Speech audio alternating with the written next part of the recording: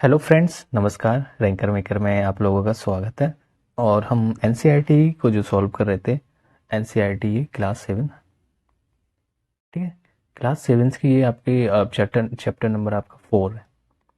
तो 4 पे हम लोग पहुंच गए। ऐसे ऐसे करके सारी चीज़ें कवर करेंगे। चैनल पे जो कोई अभी नया है इसको लाइक कर ले, सब्सक्राइब करें। और हम शुरुआत करते हैं एनसीईआरटी क्लास 7 चैप्टर 4, ठीक है। अब देखिए, दरअसल क्या है कि आप 2024 से या 25 से जो भी एग्जाम देना है, यूपीएससी की प्रिपरेशन कर रहे हैं, एनसीईआरटी मोस्ट कंपलसरी है, इसको रीड करना। एक बार आप कैसे थ्रू आउट इसको कर जाइए, है इजीली पढ़ जाइए। और यहाँ पे मैं ना आपको क्वेश्चन आंसर, जो बीच में भी क्वेश्चन आंसर है, इसको डेफिनेशंस मतलब पूरा एक्सप्लेन करके बता रहे हैं, तो आप जुड़े रहिए। चलिए शुरुआत करते हैं। मुगल 16वीं से 17वीं शताब्दी तक मुगलों की कहानी है आपकी, 16वीं से लेकर आपकी 17वीं शताब्दी तक। तो यहाँ हम देखेंगे मुगलों के बारे में। The Mughal empire, okay. तो लिखा है कि, अच्छा एक मिनट, इसको और डीप कर लेते हैं बड़ा। लिखा है कि मध्यकाल में किसी भी शासक के लिए भारतीय उपमहाद्वीप जैसे बड़े क्षेत्र पर जहां लोगों एवं संस्कृतियों में इतनी अधिक विविधताएं थी। पहले तो देख लीजिए क्या है कि क्लास 7 वो छोटे छोटे वर्डों को समझाते हैं कि भारतीय उपमहाद्वीप है ये, और यहाँ पर बहुत सारी संस्कृतियां, अधिक विविधता है, मतलब अलग अलग तरीके की संस्कृतियां पाई जाती हैं, अलग अलग प्रजाति के लोग रहते हैं, जनजातियां रहती हैं। शासन कर पाना अत्यंत ही कठिन कार्य था, क्योंकि अपने पूर्ववर्तियों के विपरीत मुगलों ने एक साम्राज्य की स्थापना की और वह कार्य पूरा किया। वो कह रहे हैं कि इसके इन पूर्ववर्तियों के विपरीत मुगलों ने एक साम्राज्य की स्थापना की थी और उसको पूरा भी किया था, जो अब तक केवल छोटी अवधियों के लिए ही संभव जान पड़ता था। मतलब छोटी अवधियों के लिए, छोटे कस्बों के रूप में विस्तार हुआ था। फिर क्या होता है, 16वीं शताब्दी में, 16वीं सदी के उत्तरार्ध से मतलब खत्म होते हुए उन्होंने दिल्ली और आगरा, कहाँ पे, दिल्ली और आगरा को अपने राज्य का विस्तार शुरू किया। यहीं से शुरुआत होती है। और 17वीं शताब्दी में इन्होंने 17वीं शताब्दी में लगभग संपूर्ण महाद्वीप पर अधिकार प्राप्त कर लिया था। तो इस संपूर्ण महाद्वीप पर इनका अधिकार हो गया था। उन्होंने प्रशासन के ढांचे तथा शासन संबंधी जो विचार लागू किए, वे उनके राज्य के पतन के बाद भी टिके रहे। समझ रहे क्या, उन्होंने जो प्रशासन या जो शासन के संबंधी जो विचार लागू किए थे, वो उनके साम्राज्य का तो पतन हो गया था, लेकिन वो आपके जो प्रशासन के जो शासन और प्रशासन से संबंधित ढांचे थे, वो टिके रहे थे। यह एक ऐसी राजनीतिक धरोहर थी जिसके प्रभाव से उपमहाद्वीप में उनके पश्चात आने वाले शासक अपने को अछूता न रख सके। मतलब जो भी उनके बाद जो प्रशासक आ रहे हैं, तो वो चीज़ों को कहीं ना कहीं फॉलो करना पड़ता था, उनको छोड़ नहीं सके। आज भारत में जैसे प्रधानमंत्री हो गए, स्वतंत्रता दिवस पर मुगल शासकों के जो निवास स्थान है ना, दिल्ली के लाल किले की जो प्राचीन राष्ट्र को संबोधित करते हैं, तो ये मुगल काल का ही लाल किला है। और वहाँ पे आपके प्रधानमंत्री हैं जो संबोधित कर रहे हैं स्वतंत्रता दिवस को, ठीक है। तो वही चीज़ें हैं कि मतलब ऐसी कुछ चीज़ें उन्होंने बना दी हैं कि वो, तो हम लोग थोड़ा सा देख लेते हैं। ये लाल किला है और यहाँ पे मोदी जी हो या कोई भी हो, तो जो भी प्रधानमंत्री बनेगा वो संबोधित करता है। और कब करते हैं ये आपको ध्यान देना कि स्वतंत्रता दिवस पे करते हैं, ओके। चलिए नेक्स्ट देखते हैं। तो मुगल कौन थे, पहले तो हम ये देख लेते हैं मुगलों के बारे में, है ना, एक लाइन में। मुगल, दरअसल मुगल दो महान शासक वंशों के वंशज हैं। आपको कौन कौन से, जैसे उनकी माता की ओर से देखा जाएगा और उनके पिता की ओर से। तो दो, पहले हम महान शासकों के बारे में देखें। माता की ओर से ये मंगोल शासक चंगेज खान, जो चीन और मध्य एशिया के कुछ भागों पर राज करता था, है। माता की ओर से भी मंगोल शासक चंगेज खान, है ना, जो चीन और मध्य एशिया, अपने चीन के साथ साथ मध्य एशिया के कुछ भागों पर राज करता था, के उत्तराधिकारी थे। पिता की ओर से अगर हम बात करें तो वो ईरान, इराक और वर्तमान जो तुर्की के शासक तैमूर, जिसकी मृत्यु 1404 में हुई थी, तैमूर के वंशज थे। यही क्वेश्चन पूछा जाता है कि मुगल की माता की ओर से हम किसको रखेंगे, तो माता की ओर चंगेज खां की तरफ से रखे थे, क्योंकि चंगेज खां की फैमिली से ही माता थे उनकी। और यहाँ पे पिता की ओर देखेंगे तो पिता आपका जो ईरान है, इराक है, वर्तमान का जो तुर्की है, उसका शासक था तैमूर, जिसकी बाद में 1404 में मृत्यु भी हो जाती है। इसके वंशज थे। परंतु मुगल अपने को मुगल या मंगोल कहलवाना पसंद नहीं करते थे। असल क्या, धीरे धीरे फिर उन लोगों ने, जो पहले से परंपरा चली आ रही थी, तो उन्होंने क्या किया, उन्होंने कहा कि मुझे ना मुगल का ही या ना मंगोल कहना पसंद नहीं कराते थे। ऐसा इसलिए क्योंकि चंगेज खान से जुड़ी जो स्मृतियां सैकड़ों व्यक्तियों के नरसंहार से संबंधित थी। मतलब वो खूनखार था। चंगेज खान की आप कहानी पढ़ेंगे तो बहुत सारे उसने अपने राजपाट को बढ़ाने के लिए बहुत सारे जो नरसंहार किया था। अब ये क्या है, वो इसलिए नाम चेंज कर रहे थे कि नहीं तो वो भी उनके साथ चलता रहेगा कि हाँ ये भी हो सकते वंशज हैं उन्हीं के। तो यही स्मृतियां मुगलों की प्रतियोगियों मतलब उज़्बेकों से संबंधित थी। दूसरी तरफ मुगल तैमूर के वंशज होने पर गर्व का अनुभव करते थे। तो तैमूर के वंशज होने पर यहाँ पे मुगल अपने आप को गर्व महसूस कर रहे हैं, बट यहाँ पे चंगेज खां के लिए नहीं कर रहे थे, है ना। और ज़्यादा इसलिए क्योंकि उनके इस महान पूर्वज ने 1398 में दिल्ली पर कब्जा कर लिया था। तो ये ध्यान देना, दिल्ली पर कब्जा कब किया, 1398 में। फिर क्या होता है कि उन्होंने अपनी वंशावली का प्रदर्शन चित्र बनाकर किया। प्रत्येक मुगल शासक ने तैमूर के साथ अपना चित्र बनवाया। तो तैमूर के साथ मुगल शासक देखो ये इस टाइप से बना है, इनके ये सैनिक दिख रहे हैं चारों तरफ से वो घिरे हैं। तो प्रथम जो मुगल शासक बाबर आया, बाबर के बारे में देखते हैं, बस थोड़ा इंट्रो था उनका, वो ये कहाँ से कौन आए। तैमूर और चंगेज खां के बारे में कुछ रीड नहीं करना, हम देखेंगे जो भारत में इनका शुरू हुआ था। तो मुगल सैन्य अभियान की बात करेंगे। प्रथम मुगल शासक आया बाबर। बाबर का कार्यकाल 1526 से लेकर 1530 तक, मतलब 4 साल था। और जब ये 1494 में जब परगना का राज का उत्तराधिकारी प्राप्त किया गया था इसको, तो उसकी केवल जो उम्र थी वो 12 वर्ष थी। तो 12 वर्ष की उम्र में बाबर को कहाँ का फरगाना या फरगना भी बोल सकते हैं इसको, तो वहाँ का इसका उत्तराधिकारी नियुक्त कर दिया गया था। तो मंगोलों की दूसरी शाखा उजैबगों के आक्रमण के कारण उसे अपनी पैतृक गद्दी छोड़नी पड़ी, और अनेक वर्षों तक भटकने के बाद 1504 में, कब, ढेर सारे दिन बेचारा भटकता रहा। जब पैतृक गद्दी थी उसको छोड़नी पड़ी, उन्हीं के फैमिली के मेंबर से लड़ाई होने के कारण। अनेक वर्षों तक भटकने के बाद उसने 1504 में काबुल पर कब्जा कर लिया। कहाँ, ये 1504 में इसने काबुल पर कब्जा किया। और फिर इसके बाद ये काबुल के बाद देखते हैं भारत की ओर आएगा। उसने 1526 में दिल्ली के सुल्तान इब्राहिम लोदी को पानीपत में हराया। यहाँ से शुरू होती है कहानी कि 1526 में आके ये पहला इसका जो पानीपत का युद्ध होता है और इब्राहिम लोदी को हराता है बाबर। तो 1504 में कहाँ पे, काबुल में इसने कब्जा किया। फिर धीरे धीरे ये बढ़ता दिल्ली की ओर। 1526 में आता है दिल्ली में। दिल्ली में सुल्तान इब्राहिम लोदी को ये पराजित करता है और दिल्ली और आगरा को अपने कब्जे में ले लेता है। ओके, हाँ भी देखेंगे कौन सी चीज़ों को इसने, ये देखो ये फौज अभियान था, इनकी जो पिक्चर दिख रही है ना, ये फोटो इसमें। चलिए देखते हैं, 16वीं शताब्दी के युद्धों में तोप और गोलाबारी का पहली बार इस्तेमाल हुआ था। यही इनका कारण माना जाता है कि जीतने का सबसे बड़ा कारण क्या था, तोप और उन्होंने गोलाबारी का इस्तेमाल किया था। बाबर ने इसका पानीपत की पहली लड़ाई में प्रभावी ढंग से प्रयोग किया था। ये इनकी सेना दिख रही है, देखो अब जब तोपें दिख रही हैं तो गोलाबारी तो दिखेगी, है ना। चलिए नेक्स्ट देखते हैं, ये पिक्चर है भारत का नक्शा है, देखते हैं क्या इसमें। अकबर का शासन जो 1605 में था वो सब दिखा, देखिए 1605 अभी अकबर के बारे में बात करेंगे, लेकिन हम देख सकते हैं कहाँ तक, केवल दक्षिण एरिया को आपको छोड़ दिया जा रहा है ना। और बकाया मोस्टली इन्होंने काफ़ी जगह तक कब्जा कर लिया था। हम बात करेंगे कहाँ कहाँ तक, दक्षिण का हिडन नहीं कर दो, उसको देख लेते हैं। ऊपर से देखते हैं अफगानिस्तान से गांधार, पाकिस्तान, ये नहीं काबुल अफगानिस्तान पर गांधार हो गया। भारत में आते हैं हम, श्रीनगर हो गया, जम्मू कश्मीर में 1586 में। फिर लाहौर, पंजाब, पानीपत, दिल्ली, है ना।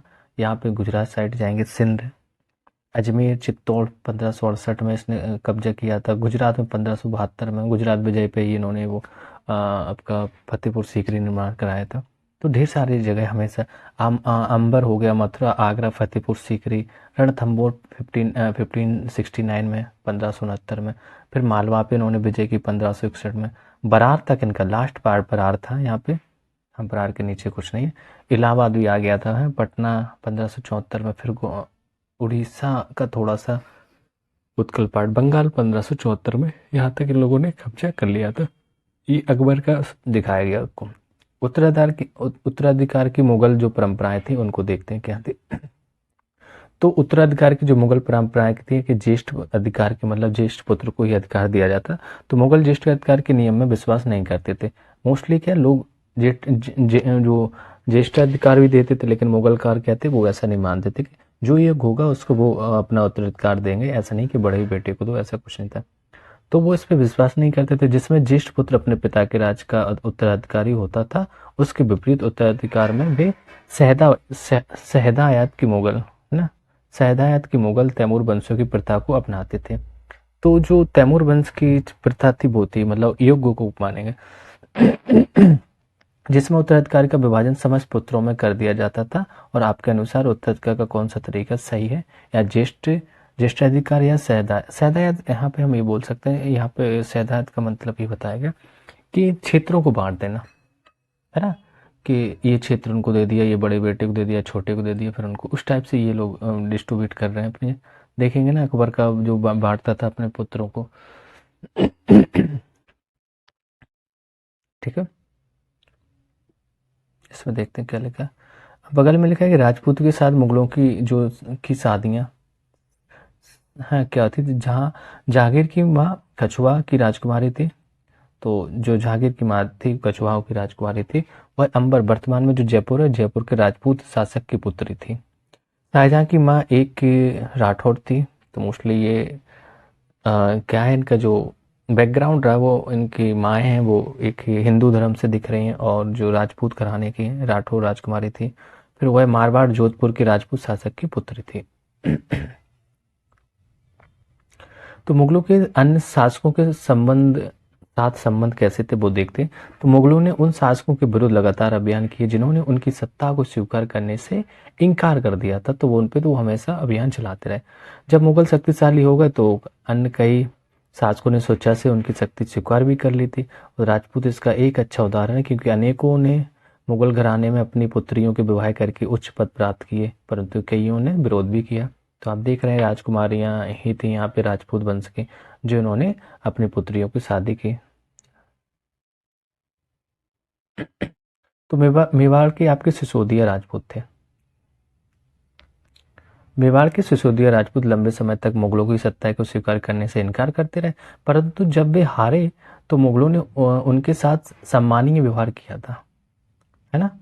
क्या था, जब वो हार गए थे तो मुगलों ने उनके साथ बड़ा सम्मानीय व्यवहार किया था, और उन्हें उनकी जागीरें मतलब वतन जो भी था, वतन जागीर के रूप में वापस भी कर दिया था। भाई आप हार गए और हमारी आधीनता भी स्वीकार करते, तो वो कि ठीक है आपकी जागीर ले जाइए, वापस कर देते। पराजित करने, हाँ, परंतु अपमानित न करने के बीच सावधानी से बनाए गए संतुलन की वजह से मुगल भारत के अनेक शासकों और सरदारों पर अपना प्रभाव बढ़ा पाए। मतलब कि वो पराजित तो कर रहे लेकिन अपमानित नहीं करते थे, आराम से बात बात करके सुलझा लेते थे मामला। परंतु इस संतुलन को हमेशा बरकरार रखना कठिन था, है ना। एक राजा तो कर लेगा, दूसरा आएगा वो नहीं हो पाएगा, और सामने वाले भी डिपेंड कर साथ कैसा होता है। मनसब के बारे में बात करते, मनसबदार, जागीरदार और जागीरदार। तो मनसबदार और जागीरदार की बात करें, जैसे जैसे साम्राज्य में विभिन्न क्षेत्र सम्मिलित होते गए, वैसे वैसे मुगलों ने तरह तरह के सामाजिक समूहों के सदस्यों को प्रशासन में नियुक्त किया। ठीक है, कार बढ़ता गया।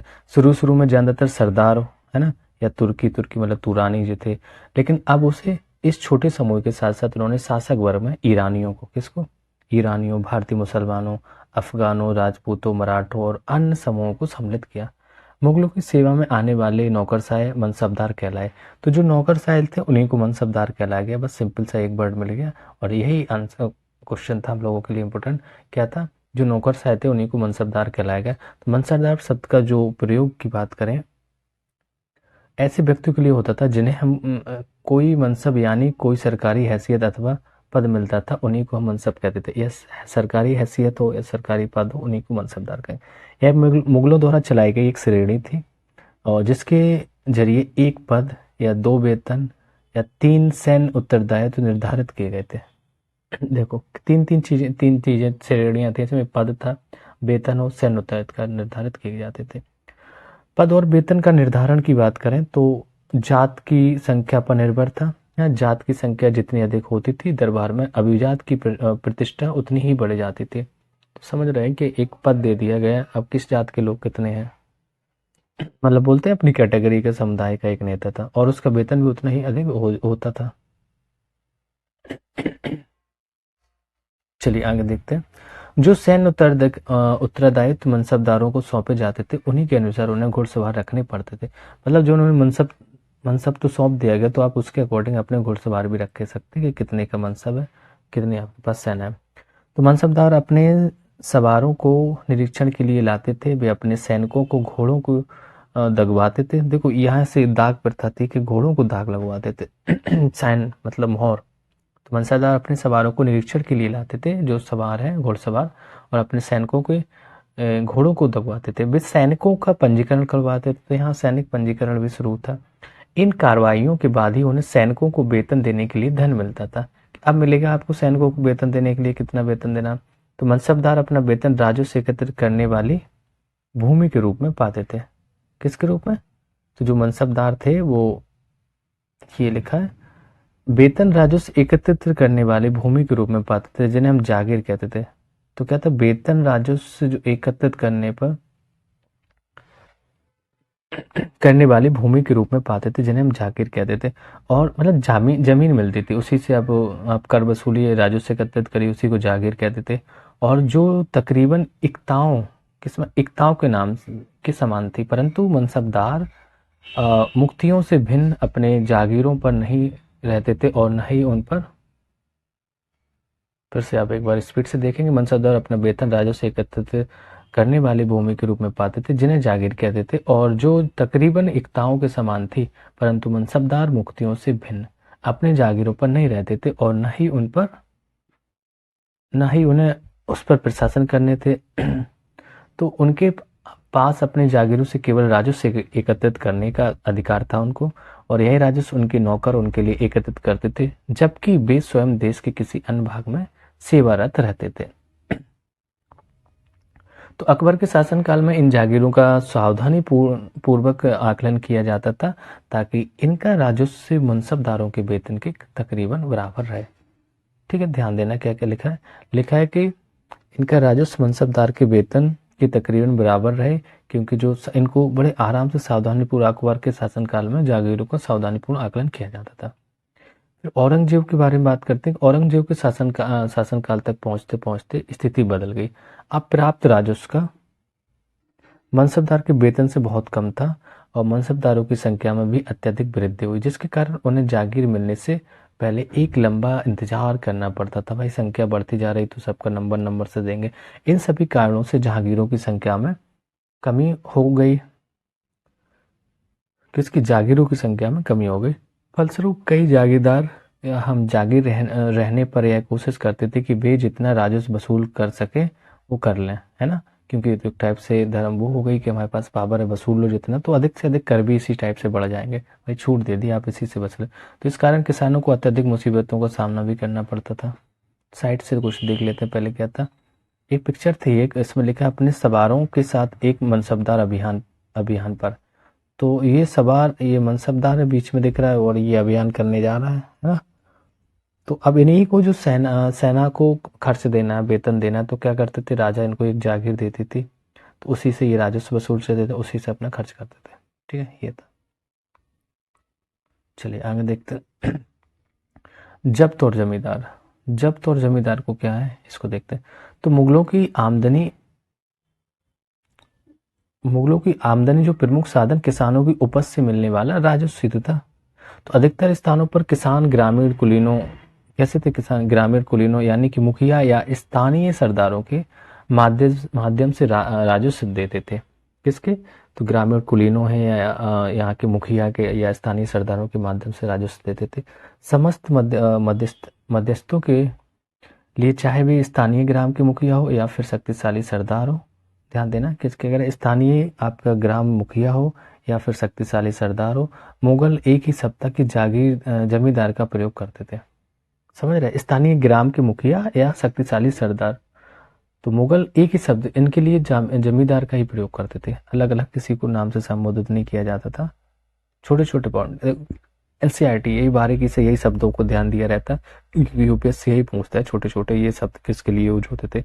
तो अकबर के जो राजस्व मंत्री टोडरमल थे, ये क्वेश्चन बार बार रिपीट होने वाला है कि राजस्व मंत्री कौन थे? टोडरमल ने 10 साल मतलब 1570 से लेकर 1580 की कालावधि के लिए कृषि की पैदावार कृषि की पैदावार, कीमतों और कृषि भूमि का सावधानीपूर्वक सर्वेक्षण किया, इसलिए इनको राजस्व मंत्री रखा गया था। इन आंकड़ों के आधार पर प्रत्येक फसल पर नकद के रूप में राजस्व निश्चित कर दिया गया और प्रत्येक सूबे मतलब प्रांत को राजस्व मंडलों में बांटा गया और प्रत्येक की हर फसल के लिए राजस्व दर की अलग सूची बनाई गई और राजस्व प्राप्त करने की इस व्यवस्था को हम जब्त कहा जाता था। ठीक है, हाँ, राजस्व की प्राप्ति के लिए सेक्टर में बांट देना, फसल के आधार पर करना, यही सारी चीजें। यह व्यवस्था उन स्थानों पर प्रचलित थी जहां पर मुगल प्रशासनिक अधिकारी भूमि का निरीक्षण कर सकते थे। तो जहाँ पे भूमि का निरीक्षण कर सकते थे उन जगहों पे इसको लागू किया गया और सावधानी पूर्वक उनका हिसाब रख सकते थे। ऐसा निरीक्षण गुजरात ना बंगाल जैसे प्रांतों में संभव नहीं था, क्योंकि ये इधर ये पश्चिमी क्षेत्र हो गया, वो पूर्वी थे। कुछ क्षेत्रों में जागीरदार इतने शक्तिशाली थे कि मुगल प्रशासकों द्वारा शोषण किए जाने की स्थिति में वे विद्रोह कर सकते थे। तो भाई सिंपल सा, कोई राजा होंगे वहाँ के, है ना, तो वो शक्तिशाली तो वहाँ हर जगह थोड़ी लगा लो। कभी कभी एक ही जाति के जमींदार और किसान मुगल सत्ता के खिलाफ मिलकर विद्रोह कर सकते थे। ये विद्रोह तो हर जगह होता ही है। 17वीं शताब्दी के आखिर से ऐसे किसान विद्रोह ने मुगल साम्राज्य के स्थायित्व को चुनौती भी दी। तो देखते हैं, किसान विद्रोह भी हुआ, देखो ये। ठीक है, किसानों को तुम मार रहे हो भी, ये वसूला जाता है, ऐसे करता। देखो बेचारा कितना सूखा साखा दिख रहा है, खाने पीने को नहीं, लेकिन कर तो देना ही है। अभी पढ़ेंगे, आप क्लास 8 में देखेंगे ना कैसे टैक्स लिए जाते थे। तो शाहजहां के राजकाल के एक लघु चित्र के ब्यौरे यहाँ जहांगीर के समय के भ्रष्टाचार को दिखाया गया है। भ्रष्ट अफसर रिश्वत लेते हुए हैं और एक कर अधिकारी गरीब किसानों को सजा देते हुए। ये पिक्चर है, बताइए। अकबरनामा और आईने अकबरी के बारे में देख लेते हैं, क्या है अकबरनामा। तो अकबर अपने करीबी मित्र दरबारी अबुल फजल, इनका करीबी मित्र था कौन, अबुल फजल को आदेश दिया कि वह उसके शासनकाल का इतिहास लिखे और अबुल फजल ने यह इतिहास 3 जिल्दों में लिखा। इसका शीर्षक था अकबरनामा। 3 जिल्दों का मतलब है पार्ट में। पहली जिल्द में अकबर के पूर्वजों का बयान दिया गया और दूसरी अकबर के शासनकाल के। ध्यान देना कि पहले उसमें क्या है, तो अकबर के पूर्वजों का बयान, दूसरे में उनके शासनकाल की घटनाओं का विवरण देती। तीसरी जिल्द जैसे आईने अकबरी है, इसमें अकबर के प्रशासन, घराने, सेना, राजस्व और साम्राज्यों के भूगोल का ब्यौरा दिया गया। इसमें समकालीन भारत के लोगों की परंपराओं और संस्कृतियों का भी विस्तृत वर्णन है। आईने अकबरी का सबसे रोचक आयाम यह है कि विविध प्रकार की चीजों जैसे फसलों, पैदावार, कीमतों, मजदूरी और राजस्व का सांख्यिकी विवरण मिलता है। ये अबुल फजल से अकबरनामा से लेते हुए अकबरनामा लेते हुए ये अकबर है, ये अकबरनामा लिख किया गया, इनको दिया जा रहा और ये ऊपर सजा दी जा रही थी किसान को। ठीक है,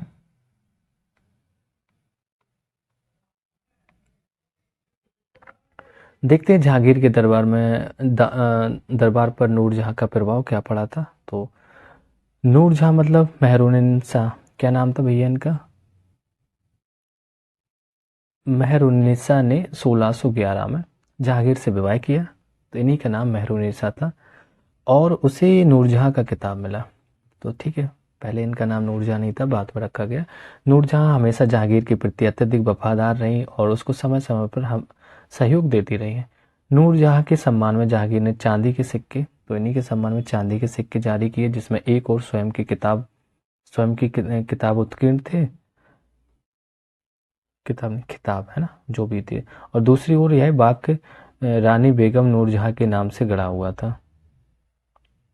ठीक है, बाईं ओर दिया गया दस्तावेज नूरजहां द्वारा जारी किया गया आदेश फरमान है, जो चौकोर मोहर बताती है कि उद्दात और महान महारानी नूरजहां बादशाह बेगम का आदेश है ना। तो गोल मोहर के अनुसार शाह जहांगीर के प्रताप से महारानी चंद्रमा जैसी वैभवशाली बन गई। हम कामना करते हैं कि नूरजहां बादशाह इस युग की सर्वोत्तम महिला बने। तो ये देखो, ये मोहर है, इसमें जो लिखा है आप देख सकते हैं, एक साइड में नूरजहां का नाम लिखा है और एक साइड आपके जहांगीर के जो किताब मिले हैं उनको लिखा। नूरजहां का ये फरमान था। सुलह कुल क्या था, सुलह कुल देख लेते कि अकबर की सुलह कुल की नीति बहुत अच्छी नीति थी। ये का नीति का जो उनके पुत्र जहांगीर ने इस प्रकार वर्णन किया। ईश्वरीय अनुकंपा के विस्तृत आंचल में सभी वर्गों और सभी धर्मों के अनुयायियों की एक ही जगह है, इसलिए उसके विशाल साम्राज्य में, है ना, उसके विशाल साम्राज्य में जिसकी भी चारों ओर की सीमाएं केवल समुद्र से ही निर्धारित होती थी, विरोधी धर्मों के अनुयायियों और तरह तरह के अच्छे बुरे विचारों के लिए जगह थी। यहाँ अहिंसुता का मार्ग बंद था, मतलब सर्वधर्म संपन्न थे, सबको मान्यता दी जाती थी, है ना। तो यहाँ सुन्नी और सिया एक ही मस्जिद में इकट्ठे होते थे। अभी तो सुन्नी सिया मुस्लिम ही दो वर्ग है और कभी इनकी बनती नहीं है। उस समय ये दोनों एक ही मस्जिद में रहते थे। ईसाई और यहूदी, बताइए, ईसाई और यहूदी एक ही गिरजे में प्रार्थना करते थे। सुसंगत तरीके से सार्वत्रिक शांति मतलब सुलह एक कुल, सार्वत्रिक शांति को हम सुलह एक कुल कहते हैं, सिद्धांत का पालन किया गया।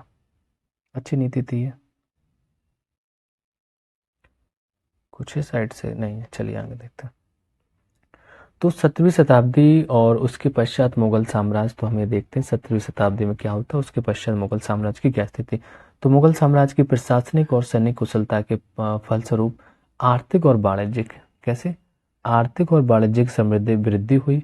विदेश यात्रियों ने इसे वैसा धनी देश बताया जैसा कि किस्से कहानियों में वर्णित होता है कि राजा था ना, परंतु यात्री इसे प्रचुरता के साथ मिलने वाली दरिद्रता को देखकर विस्मित हुए। जो यात्री आए उनके बारे में देखकर विस्मित रह गए। सामाजिक असमानताएं साफ दिखाई पड़ती हैं कि शाहजहां के शासनकाल के 20वें वर्ष, कब, शाहजहां के जब शासनकाल के 20वें वर्ष के दस्तावेजों से हमें पता चलता है कि ऐसे मनसबदार जिनको उच्चतम पद प्राप्त था, कुल 8000 से लेके 8000 में से वो 445 ही ऐसे ही थे। तो कुल मनसबदारों की एक छोटी संख्या, जैसे 5.6% को ही साम्राज्य के अनुमानित राजस्व का जो 61.5% था, स्वयं उनके और उनके सवारों के वेतन के रूप में भी दिया जाता था। आंकड़े इतने जरूरी नहीं, लेकिन एक मोटा मोटा आप लोग ध्यान रख सकते हैं। तो मुगल सम्राट और उनके जब मनसबदार अपनी आय का बहुत बड़ा भाग वेतन और वस्तुओं पर लगा देते थे, इस खर्चे से शिल्पकारों और किसानों को लाभ होता था, क्योंकि वे वस्तुओं और फसल की पूर्ति करते थे। परंतु राजस्व का भार इतना था कि प्राथमिक उत्पादकों मतलब किसानों और शिल्पकारों के पास निवेश के लिए बहुत कम धन बचता था। इनमें से जो बहुत गरीब थे वो मुश्किल से ही पेट भर पाते थे। वे उत्पादन शक्ति बढ़ाने के लिए अतिरिक्त संसाधनों में जैसे औजारों और अन्य वस्तुओं में निवेश करने की बात सोच भी नहीं सकते थे, क्योंकि इतने टैक्स ही लग जाते थे, कर ले लेते थे, वो क्या सोचे बेचारे। ऐसी अर्थव्यवस्था में ज्यादा धनी किसान, शिल्पकारों के समूह, व्यापारी और महाजन ज्यादा लाभ उठाते थे। तो यहाँ से लिखा है कि मुगलों के जो कुलीन वर्ग के हाथों में बहुत धन और संसाधन थे, जिनके कारण वो 17वीं शताब्दी के अंतिम वर्षों में भी अत्यधिक शक्तिशाली हो गए। जैसे मुगल सम्राट की सत्ता पतन की ओर बढ़ती गई, तो वैसे वैसे विभिन्न क्षेत्रों में सम्राट के सेवक स्वयं ही सत्ता के शक्तिशाली केंद्र बनते गए। जो सेवक थे वो क्या करेंगे, जब पतन होने लगा भाई राजा का, तो अपने आप अपने सत्ता में आते ही रहेंगे। इनमें से कुछ ने नए वंश स्थापित किए और हैदराबाद एवं अवध जैसे प्रांतों में अपना नियंत्रण जमाया। यद्यपि वे दिल्ली के मुगल सम्राट को स्वामी के रूप में मान्यता देते रहे। तो बस पावर में वही रहेगा, जो दिल्ली का मुगल सम्राट रहेगा वही सबका स्वामी या राजा रहेगा। तथापि 18वीं शताब्दी जब हम देखते हैं कि तक साम्राज्य के कई प्रांत अपनी स्वतंत्र राजनीतिक पहचान बना चुके थे। चलिए आगे देखते हैं। चलिए, छोटा सा ही था। इसमें लिखा है क्वेश्चन आपका कि बाबर और अकबर शासक बनने के समय आपकी ही उम्र के थे, बताइए। मेरी उम्र के थे, जब मैं क्लास में समझ लीजिए 7th में पढ़ रहा हूँ, तो वो उस उम्र के थे। कल्पना करें कि आपको पैतृक संपत्ति के रूप में एक राज प्राप्त होता है, तो आप अपने राज को स्थायी और समृद्ध कैसे बनाएंगे, समझे, ये बताना आपको। भाई क्या क्या रखेंगे, सोच सकते हैं ना। चलिए अपना क्वेश्चन देखते हैं। तो कुछ जोड़े दिए गए, और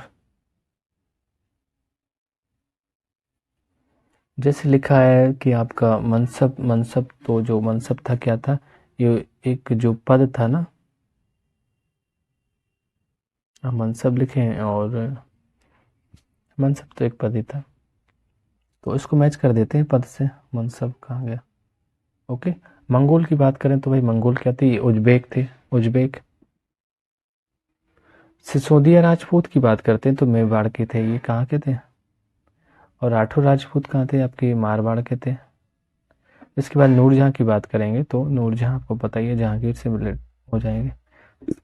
ठीक है। सूबेदार नहीं लिखा, सूबेदार भी अगर वर्ड आ जाए तो वो आपका गवर्नर को सूबेदार कहा जाता है, वर्तमान गवर्नर। नेक्स्ट देखते हैं रिक्त स्थान बनना है।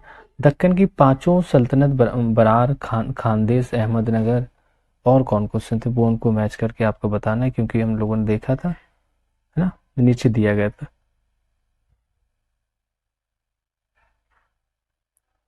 तो क्या आएगा यहाँ पे? दक्कन की पांचों, हाँ सॉरी, दक्षिण नहीं है,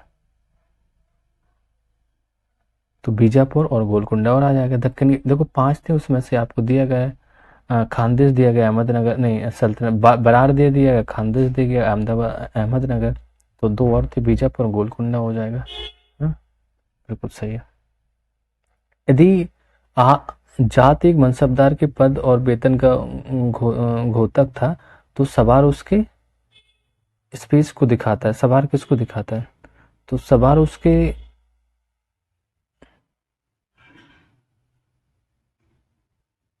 सैन्य उत्तरदायित्व को दिखाता है ना। यदि ये जात एक मनसबदार के पद और वेतन का घोतक था, तो सवार उसके सैन्य उत्तरदायित्व को दिखाता है। सही है। अकबर के दोस्त और सलाहकार अबुल फजल ने उसकी जो रचना थी किसकी की थी भाई? तो वो क्या था अकबर का जो दोस्त था?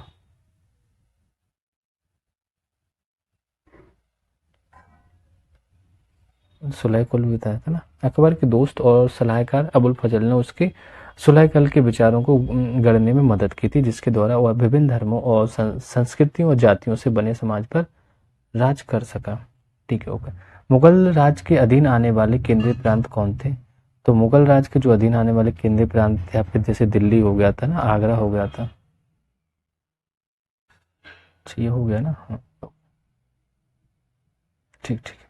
मनसबदार और जागीर में क्या संबंध था? तो बता दिए मनसबदार और जागीर। दरअसल मनसबदार अपना जो वेतन है राजस्व एकत्रित करने वाली भूमि के रूप में पाते थे, हैं, जिन्हें हम जागीर भी कह सकते थे, और जो तकरीबन इक्ताओं के मतलब छोटे छोटे इक्ताओं के समान थी। परंतु जब मनसबदार जो मुक्तियों से भिन्न अपने जागीरों पर ही नहीं रहते थे और ना ही उन पर प्रशासन करते थे।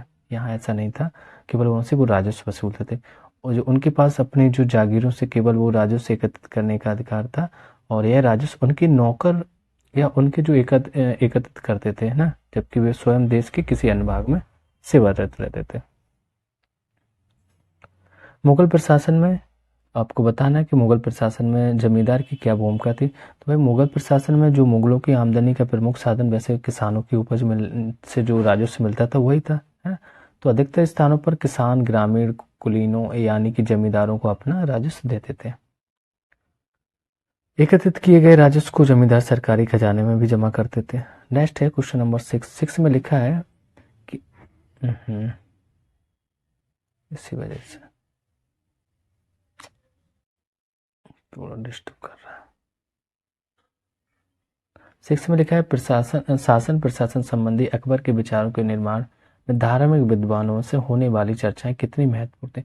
तो धार्मिक चर्चाओं और जो परिचर्चाओं की अगर हम बात करें तो ये बहुत ही महत्वपूर्ण थी, है ना। धार्मिक कट्टरता जो प्रजा के विभाजन और असमंजस के लिए उत्तरदायी होती थी, और ये अनुभव अकबर को सुलह को या सर्वस्व शांति के विचार की ओर ले जाता था। इन चर्चाओं ने उसे प्रशासन की एक स्पष्ट सोच प्रदान की, जिसमें केवल सच्चाई, न्याय और शांति पर बल दिया जाता था। तो हम लोग क्वेश्चन नंबर 7 को देखते हैं। 7 में लिखा है कि मुगलों ने खुद को मंगोल की अपेक्षा तैमूर के वंशज होने पर क्यों बल दिया? बताइए। अभी आपने दो वंशज तैमूर मुगल और आपको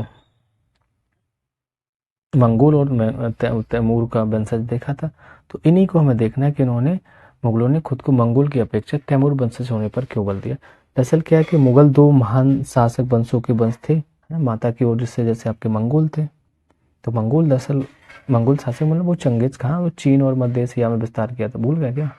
वही। तो ये बड़ा खतरनाक था, इस वजह से नरसंहार किया था, इस वजह से इन लोगों ने इस इस परंपरा को मतलब बोल सकते हैं इसकी अपेक्षा तैमूर को अपनाया। पिता की ओर से वे ईरान है, इराक एवं वर्तमान तुर्की के शासक तैमूर के वंशज थे। और परंतु मुगल अपने को मंगोल या मुगल जो कहलवाना पसंद नहीं करते थे। ऐसा इसलिए था क्योंकि चंगेज खां से जुड़ी जो स्मृतियां सैकड़ों व्यक्तियों के नरसंहार से संबंधित थी, और दूसरी तरफ मुगल तैमूर के वंशज होने पर गर्व का अनुभव करते थे। ठीक है, बाप के वंशज को फॉलो किया क्योंकि उनके इस महान पूर्वज ने जो 1398 दिल्ली पर कब्जा भी किया था। ओके, आया कुछ समझ में?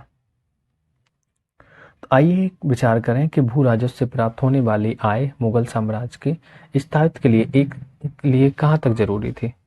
तो ये क्वेश्चन नंबर 8 है भाई, कहाँ तक जरूरतें थी बहुत ही ज़्यादा। हम बोल सकते हैं भू राजस्व जो राज्य की आय का प्रमुख स्रोत भी था। समझ जो प्रशासनिक कार्य इस आय द्वारा ही पूरे किए जाते थे, और राज दरबार के कर्मचारियों प्रशासनिक कर्मचारियों के वेतन तथा अन्य खर्चे की पूर्ति राजस्व पर ही निर्भर थी। तो ये आपका हो गया था। नेक्स्ट क्वेश्चन नंबर 9 देखते हैं। एक एक क्वेश्चन बताया जाएगा आपको, जितनी डेफिनेशन रीड की उसी से तो क्वेश्चन बन रहे हैं, आराम से हो जाएंगे।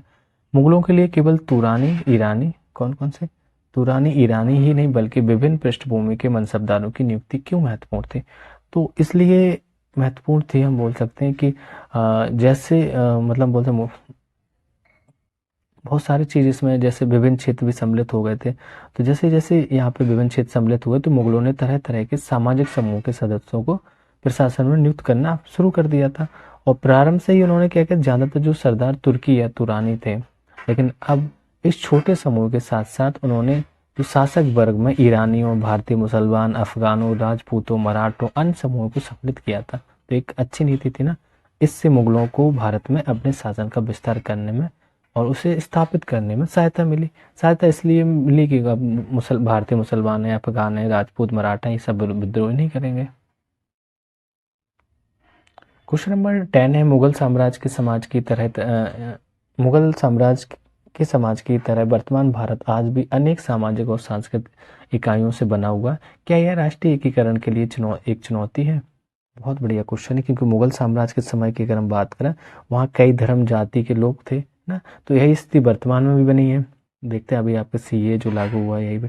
फिर भी भारत में विविधता में एकता कायम है, यही हमेशा बोला जाता है कि विविधता में एकता है। भारत में विविध प्रकार की संस्कृतियाँ, जैसे संगीत है, नृत्य है, भाषा, पर्व, त्योहार, साहित्य ना, खान पान, रहन सहन, पहनावा अलग अलग तरीके का। जैसे सेक्टर में अलग क्षेत्र में जाएंगे हर जगह अलग आपको मिलेगा। साउथ में जाइए आप साउथ में तो छोड़ दिए, यूपी में ही 3-4 जगह अलग अलग जाइए, क्या पहनावा, बोलचाल सब कुछ अलग मिल जाएगा, है ना। तो कई तरह की जो विविधता देखने को। इसी तरह भारतीय समाज में अनेकों धर्मों जैसे हिंदू, मुस्लिम, सिख, ईसाई, बौद्ध, जैन, पारसी सब लोग थे। तो अनेक जाति थी, ब्राह्मण जाति, क्षत्रिय, बनिया।